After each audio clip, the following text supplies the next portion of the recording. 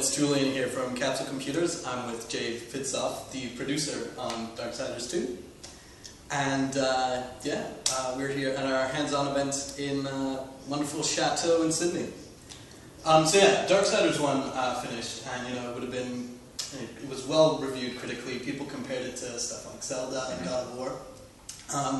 So when you guys sat down to talk about a sequel, you already had a list of things you'd done right. What was it you wanted to add to the series? Yeah, a lot of the stuff we added in Darksiders 2 is stuff we wanted to put in the first game. But I think any game you have like kind of your dream ideas, and then reality sets in where you're like, here's our budget, here's our time.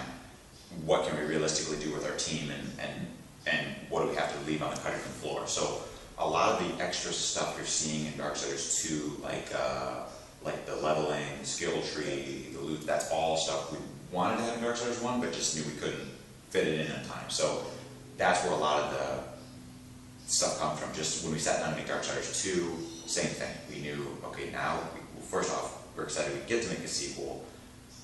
Now, same thing. Here's our money, here's our time.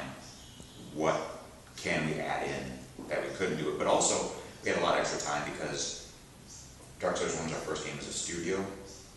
So there's a lot of stuff you work on that doesn't necessarily make it into the game, like building out the engine, game design, stuff you in your head, but you have to feel it out. Yeah. But since that was all done, basically all the work this time got to go into the game, so we got to make a bigger game with a lot more features. Okay, that's great. So going on with those more features, I noticed while playing the game is, there's a loot system now.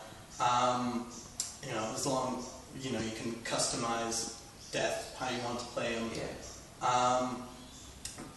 Yeah. Do you feel like, the RPGization is just, where you want to take the series in general? Like, would you ever go more, like if there was a Darksiders 3, more skill trees, more loot, more... Well, I guess I'm not sure we all dream, same thing. Like, we all have ideas of one for Darksiders 3, but I don't know until the time comes, because right now we're just trying to make Darksiders 2. I think we'll figure it out. But I think any of those elements you see, what they really are is making each of the main platforms of the Darksiders series bigger. So if you think about Darksiders 1, it was a mix of combat, traversal platforming, and puzzle solving. In reality, Darksiders 2 is that same basic breakdown, except all those elements are bigger. So for combat, it's a deeper element because there's the loot, there's the skills, so you're getting more choices within your combat. For platforming, death's more agile, so our levels are more vertically built as well, because you can do a lot of like trapeze, climbing up and jumping around.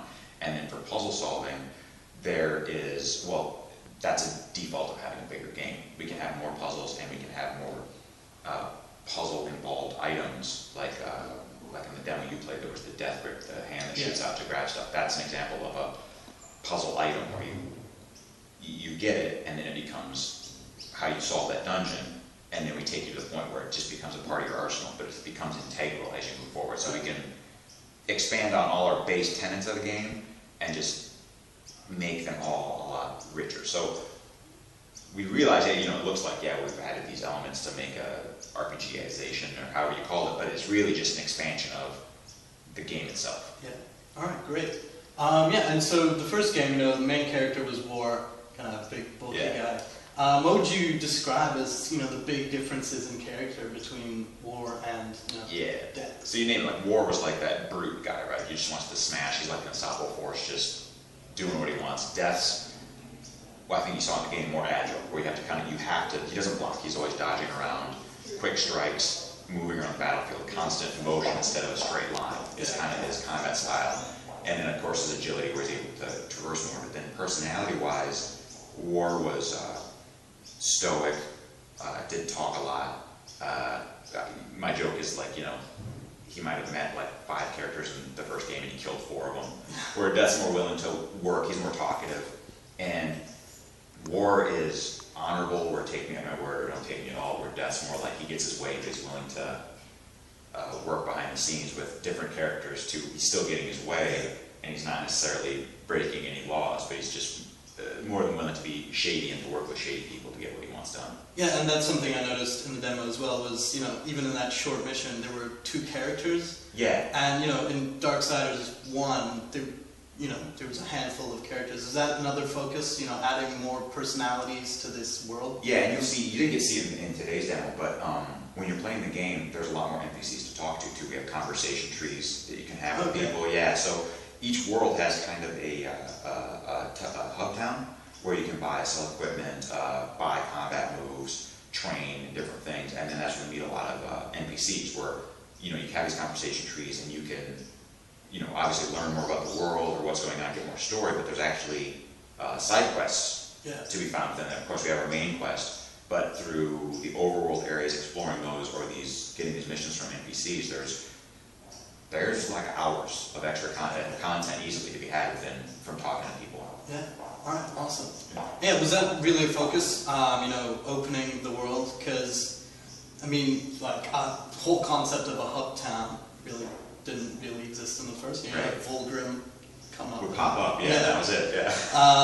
So yeah, did you want to create a more fleshed out kind of universe for Darksiders? No, that's exactly, because we felt like Darksiders 1 is a cool game and you knew what was going on, but since it was just on Earth, we felt like we were only showing you that part of the picture. You got this hint that there's, you know, this heaven and hell and all these political forces working, but you were kind of stuck in war's battle to save himself and save his name. So that's the thing with Darksiders 2. It takes place at the same time, and Death's working behind the scenes to clear war's name, not on Earth, but in the underworld. So that we can get you a lot more storyline, we can get you a lot more of what is going on in the Darksiders universe, and you'll get a lot of callback to the first game. If you haven't played the first game, you'll still know what's going on. Yeah. But if you have played Darksiders 1, then during Darksiders 2, you'll kind of get these kind of aha moments where you're like, oh, right, this guy, or this makes sense. Or even today's demo, you got to team up with Karn. Yeah, who's in the first one. Yeah,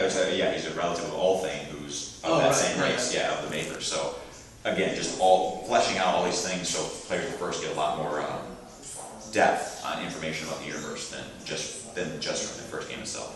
Yeah, cool. Yeah, so, you know, you did mention the 2 stories are parallels, Darksiders 1 and Darksiders 2. In the overall plan of things, is it, you know, do they end at the same, or is that... I can't tell you. Yeah, exactly. I mean, there are crossover points, though. You know what I mean? Like, these little timelines, there's going to be these points where the 2 games intersect, but beyond that, I can't. Okay. No worries. Yeah, just as long. Can you confirm they will not end up on a stranded jungle planet looking at the sunset? I don't know. Like, that idea sounds pretty nice, actually. War and death on a jungle planet, watching the sunset together. No, I can't. I can neither confirm nor deny that. That will not happen. All right. Okay. Well, this has been Jay Fitzloff. When is Darksiders 2 hitting stores?